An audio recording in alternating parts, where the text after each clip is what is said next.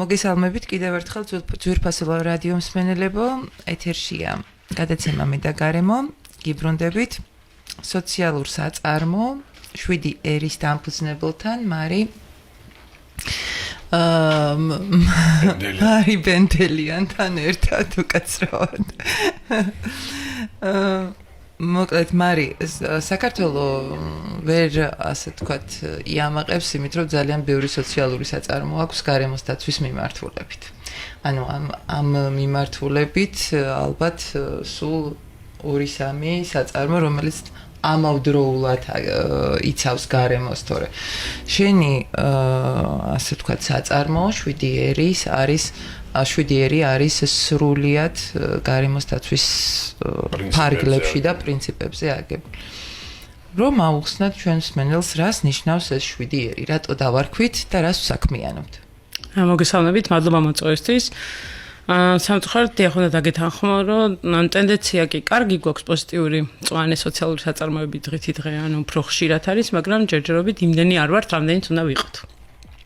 რაც შეეხება ჩვენ საწარმოს, ჩვენი საწარმოს მთავარი მისია არის ნარჩენების მართვა და ამ სექტორის ზოგადად გაძლიერება და რაც შეიძლება მეტი ნარჩენი ფიზიკურად გვინდა გადავარჩინოთ ნაგავსაყვალზე მოხვედრას. რადგან გვჯერა, რომ თითოეულ ნარჩენს აქვს თავისი როგორც ეკონომიკური ღირებულება, ასევე გარემოს დაცვითი მის გადამუშავებით გარემოზე მოკლედ კარგ ზეგავლენას მოვახდენთ მარტივად რო ვთქვათ. 7 ერით სათაური დავარქვით ნარჩენების მართვის ცნობილი პრინციპი გვსმენიათ ალბათ 3 ერი. ხო, reduce, reuse და recycle, ანუ შევამციროთ, ხელახლა გამოვიყენოთ და გადავამუშავოთ და 7 ერი არის ამისი, ასე ვთქვათ, უფრო გამრავალფეროვანი, უფრო მეტი ზმნა არის, მოკლედ, რომელიც იწყება რეზე. ამ ეტაპზე ჩვენს გვაქვს ერთი სახელოსნო, სადაც ქსოვილის და ცოტათი ტყავის ნარჩენებისგან ვამზადებთ სხვა აქსესუარებს, დეკორაციებს და მომავალში ვგეგმავთ, რომ სადმე ისეთ არავისთვის სასარგებლო ძველ შენობაში მოვაწყოთ დიდი, ესე ვთქვათ, გადამამუშავებელი სივრცე, სადაც ყველა კუთხეში იქნება იმაზე, ასე ვთქვათ, შეხსენება, რომ გადამუშავება ეს არის მნიშვნელოვანი, რომ ეს არის ღირებული რესურსი, ძვირფასი რესურსი და რომ გარემოზე ზრუნვა, ანუ ამით ამ გადამუშავების ხელშეწყობით და ნარჩენების მართვით ვზრუნავთ გარემოზე. როგორც გითხარით, ერთი სახელოსნო გვაქვს, მაგრამ მომავალში გვინდა რომ გქონდეს როგორც ელექტრომოწყობილობების შეკეთების ხელსაწყარა გადამუშავების, არამედ შეკეთების და ავეჯის აღდგენის, რომელიც რო დაუფიქრდეთ ეს 3 მიმართულება, ხო, არც ისე ახალია ჩვენი ქართული რეალობისთვის, ყოველთვის იყო ეს გარკვეული ეკონომიკური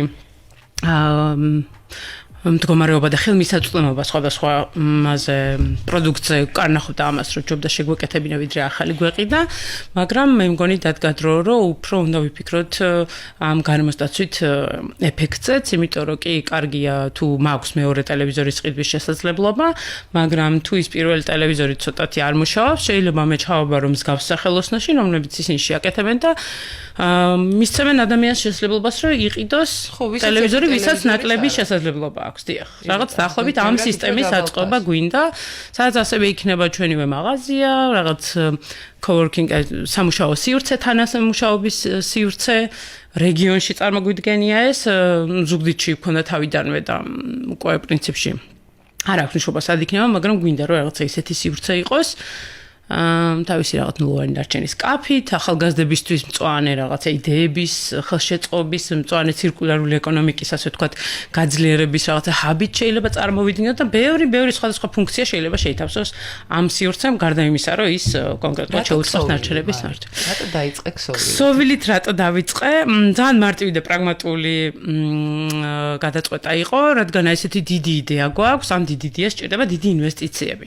იქიდან გამომდინარე, რომ ჩემს ბებიას, ჩემთვის გონება არ დავტოვებია და ჩემი პირადი დანაზოგიც არ მქონდა, რომ ესეთი სივრცე მე თვითონ მომეწყო ჩემი რესურსით, რა თქმა უნდა, დონორ ორგანიზაციებს მიმართე და რომ დავფიქრდი, ერთბაშად ასეთი სივრცის მოსაწყობად არავინ არ მოგცემს თანხას, როგორი ლამაზ თვალებიც არ უნდა გქონდეს, ხო? შესაბამისად, დავიწყეთ აი ერთი სახელოსნოს გაკეთებით, რომ დონორებისთვის გვეჩვენებინა, რომ თან რაღაცა პატარა ნაბიჯით ჩვენს გამოცდილებას შევიძანდით და ამიტომ დავიწყეთ ვიფიქრეთ, რომ ეს ქსოვილის ანსაცმელების, ესე ვთქვათ, შეკეთების და მისგან რაღაცა ახალი შექმნით, უფრო ესეთი საჩვენებელი იყო, თან უფრო მემარტივა პირადად მე, მიუხედავად იმისა, რომ პროფესიონალი მკერავი არ ვარ, მაგრამ გარემოს დაცვის ხათრით მოკლედ კერვა დავისწავლე და თან, როდესაც უფრო ჩაუღრმავდი თვითონ ამ ნარჩენის სპეციფიკას, ხანდახან უჭირს საზოგადოების ჩემ ოჯახის წევრებსაც, მაგალითად ძალიან უჭირს დღემდე გაიგონ, ქსოვილის ხელახლა გამოყენება, ან გადამუშავება, ან გაჩუქება, რატოა გარემოზე ზრუნვა. და მე შევეცდები მოკლედ ეს ავხსნა. ქსოვილის ინდუსტრია არის, რომ წარმოიდგინოთ, არსებობს ტოპ ათეულები, ჰაერის დაბინძურების, წყლის დაბინძურების და ასე შემდეგ. ქსოვილის ინდუსტრია თავი გამოიჩინა და ორ ასეთ ტოპ ათეულში არის, მეორე ადგილზე, პირველი ჭარბი წყლის რესურსების გამოყენებით იჩენს თავს, დიახ, მეორე ადგილზე არის და მეორე, ასე ვთქვათ, რასაც გამოიჩინა თავი, ეს არის წყლის დაბინძურება. აქაც მეორე ადგილზე არის. შესაბამისად და ამას დავუმატოთ ის ყველაფერი, რომ წლიურად რაც წარმოიქმნება ქსოვილი მისი 85% მზა ტანსაცმლის სახით თუ ქსოვილის სახით აღმოჩნდება ნაგავს საყრელზე. და კიდევ ერთი ფაქტორია დავამატოთ, მოგიხსენებათ ქსოვილის უმეტესობა ეხლა არ არის ბუნებრივი, ხო? ძირითადად რო ყველა მეხარ რომ მოვინდომოთ და ჩვენი ეტიკეტებს რო დავხედოთ, მისი უმეტესობა შემადგენლობა არის რაღაც პოლიესტერი ან რაღაც მსგავსი ხელოვნური ბოჭკოები, რომელიც იმას ნიშნავს, რომ პლასმასის ბოთლისგან და ნედლიულისგან არაფრით არ განსხვავდება.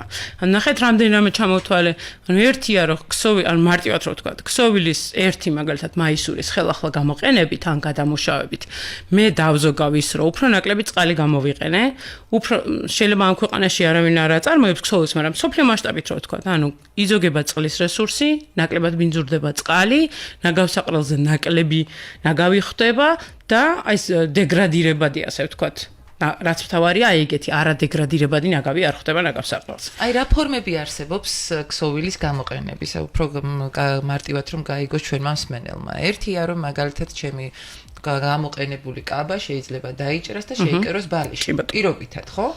ან რაღაცა სხვა ნივთი. კი ბატონო. გარდა ამის პირდაპირ დანიშნულები თუ გამოიყენებთ კიდე და საიდან იღებთ ამ ნედლეულს, ესეც გვაინტერესებს. გეტყვით. და ვინ ყავს დასაქმებული შესაძლებელი? დავიწყოთ იქიდან, რომ ანუ ხელახლა გამოყენება შეიძლება იყოს, რომ მაგალითად თქვენი ძველი კაბა რამოდენიმე მე დავჭერი და რაღაც ახალი შევკერე.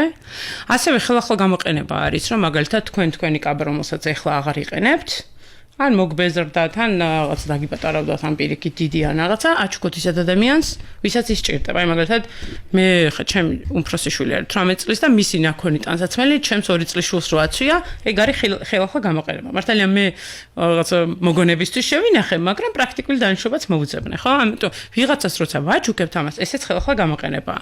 მეორად მაღაზიაშიც ვაჭრობაც ერთგვარად ხელახლა გამოყენება არის.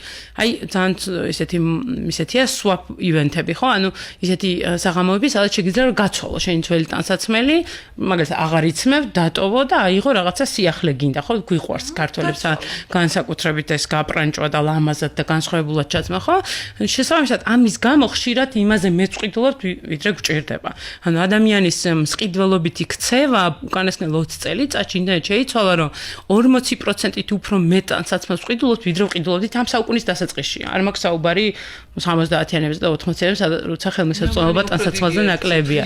შესაძლოა, თუმცა ნუ ეს ევროკავშირის ასე ვთქვათ ტერიტორიაზე განხორციელებული კვლევის საფუძველზე გეუბნებით ამას და აი ბევრი ასეთი პრაქტიკის მოძებნა შეიძლება და დამატებით კიდე ხელახლა გამოყენება არის სამკერვალოები ან ტექსტილის მაღაზიები, სადაც ძირითადად მე ვსარგებლობ, მათი ნარჩენებისგან რაღაცა ახალი შეიკეროს, ან რაღაცა ახალი მოიძებნოს. ძალიან ბევრი, მე როდესაც ამაზე დავიწყე 2020-ში საუბარი ასე რომ გარემოს დაცვისთვის ვაგროვებ ქსოვილს, ძალიან ბევრი სამკერვალოები ტრადიციული მეწარმეობით ვინც არიან დაკავებულები, მათ ეცინებოდათ ხოლმე და მე ჩუმად მეუბნებოდნენ, რომ მარი იცი რა არის ეს შენ არ მოგიგონია ამას ყველა მკერავი აკეთებს, ყველა გონიურული ასე ვთქვათ პრაქტიკული მკერავი ამას აკეთებს, რომ რაღაცას რომ გამოჭრის იქ ჯიბის ან იღლის ნაწილს ან რაღაცას იმას აუცილებლად ინახავს, იმიტომ რომ აი ის რაში გამოადგება, ხო? ან ღილად გან რაღაც, მოკლედ. ამას ყველა აკეთებს პრაქტიკულად, მაგრამ აკეთებენ ეკონომიკური გათვლით და არა გარემოს დაცვითით, მიხვდით და მე რომ ამაზე საუბარი დავიწყე, აღმოჩნდა რომ ამას ასე თუ ისე ყველა აკეთებს თავის ნარჩენებზე, ყველა ზრუნავს, მაგრამ არის კიდევ ისეთი ნარჩენი სამკერვალოებში განსაკუთრებით განსაკუთრებით. აი ძალიან პატარა ნაკუწები, ხო? მათი გამოყენება თითქმის არ ხდებოდა. სამწუხაროდ მიუხედავად იმისა, გიორგი ტამეთახმევრა ნარჩენების მართვის კოდექსში ეს არის გაწერილი და ასეთ ქარხნებს და საწარმოებს აქვთ რაღაც ვალდებულებები, იმის გამო რომ აღსრულება არ ხდება, მათ ურჩევნიათ რომ ეს დაწვანან, გადაყარონ ჩუმად და კანონი დაარღვიან, ვიდრე ჩემნაირი საწარმოს, მაგალითად მისცენ, იმიტომ რომ ის ბუღალტრულად მე რაღაც დამატებით ბიუროკრატიული პროცედურები, რომელიც ქართველებს გვეზარება ხოლმე. და ამ ეტაპზე სამწუხაროდ უფასოდ ალბათ სულ რამოდენიმეჯერ უჩუქებიათ, ასე ვთქვათ, ქსოვილი. ჩვენთვის მეორად ტანსაცმელს იშვიათად ვიყენებთ ხოლმე, მხოლოდ დეკორატიულ დროშებს ვკერავთ სადღესასწაულოს. გრადია და მრავალჯერადია და განსაკუთრებით ტურისტებს მოსწონთ, იმიტომ რომ მრავალჯერადი სადღესასწაულო დროშა, რომლის ყიდვა ერთხელ მოუწევთ და მეჯერ არა. მარტო მაგისთვის ვიყენებთ ხოლმე პერანგებს, ასე ვთქვათ, მეორადებიდან. ძირითადად ვიყენებთ ლილოში და სხვადასხვა ტექსტილის მაღაზიებიდან. მორჩენილ, ასე ვთქვათ, ქსოვილებს, რომელიც შეიძლება იყოს 5-5-ზე, ან შეიძლება 10 მეტრიც იყოს, გააჩნია რა, ესეც ეს. ამაში რა თქმა უნდა, კი. აუცილებლად ნედლეულში კი, კი. ამ ახალ პროდუქტს, რასაც ქმნით, თქვენ, მე სატყიდით, მაღაზია გაქვთ თუ როგორ ხდება ამის? საბედნიეროდ სოციალურ მეწარმეებს გვაქვს ასეთი ალიანსი, სოციალურ საწარმოთა ალიანსი. მათი მხარდაჭერით, განსაკუთრებით ის საწარმოები, რომლებიც რეგიონში ვცხოვრობთ და საწარმოები გვაქვს, გვიჭირს ჩვენს, ასე ვთქვათ, ყიდულთან პირისპირ გასვლა. განსაკუთრებით ისეთი პროდუქტი, როგორც ჩვენი პროდუქტი არის. უკვე ვახსენე, რომ ძირითადად უფრო ტურისტებში არის პოპულარული ჩვენი პროდუქცია, იმიტომ რომ ჩვენთან ცოტა კიდევ ერთხელ ვიძახი, რომ ხო, რომ აი რითი განსხვავდება ჩვეულებრივი ჩანთისგან, ნარჩენებისგან, თან ეს ნარჩენები მაინც ცუდად გვესმის, ხო?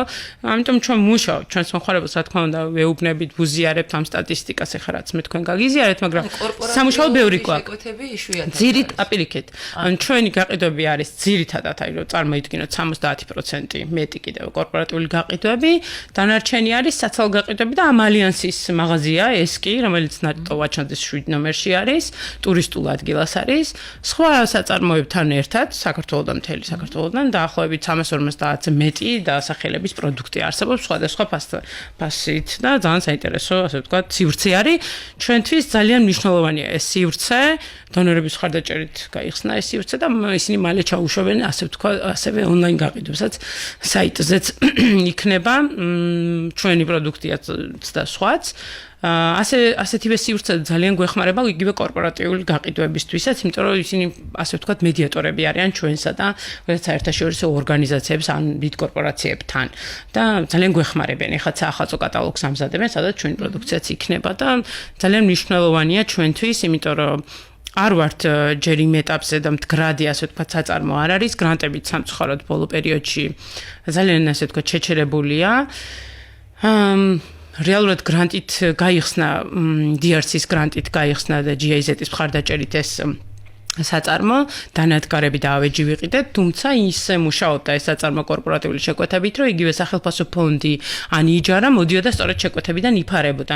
მას მერე გრანტი არც აგვიღია, მინახავდით ასე ჩვენ თავს, მაგრამ ბოლო პერიოდში, თან გორში გადმოსვლის პერიოდშიც, მოკლედ, იქ რაღაც ცვლილებები, ადამიანური რესურსიც გამოწვევა, იმიტომ რომ ტრადიციული სამკერვალოთი დაკავებული ადამიანის ცოტა სხვა დამოკიდებულება აქვს და სხვა მოთხოვნები აქვს, დიახ, თუნდაც ანაზღაურების თვალსაზრისით, ადამიანს, რომელსაც შენ თვითონ დაასწავლო, ისიც არ არის მდგრადი, იმიტომ რომ დღეს ასწავლი და ხვალ შეიძლება სხვა დაინტერესება იპოვოს, ან უფრო სტაბილური შემოსავალი იპოვოს, ამიტომ გარკვეული სირთულეები ამ მხრივ არის, იმიტომ რომ ჩვენ კიდევ ერთხელ ისეთ პროდუქტს არ ვაწარმოებთ, როგორც არის პური, ან მოკლედ პირველადი საჭიროების, ანუ და ეს სოციალურ-ეკონომიკური სირთულეები, იგივე სხვა პრობლემები რაც არის, ანუ გვირთულებს იმას, რომ აგრესიული, ასე ვთქვათ, აქტიური კამპანია ვაწარმოოთ პოტენციურ იგივე მყიდველებთან, ინდივიდებთან თუ ორგანიზაციებთან, იმიტომ რომ სხვა უფრო მნიშვნელოვანი პრობლემები არის სამწუხაროდ, დიახ. თუმცა აი ამ მიუხედავად იმისა, რომ ცოტა შეჩერებული ვართ და ბევრი ადამიანი ახლა ამ ეტაპზე არ ყავს დასაქმებული, მეტწილად ისია, როცა დიდი კორპორატიული შეკვეთა ამაშინ ვეძახით ამ ადამიანებს.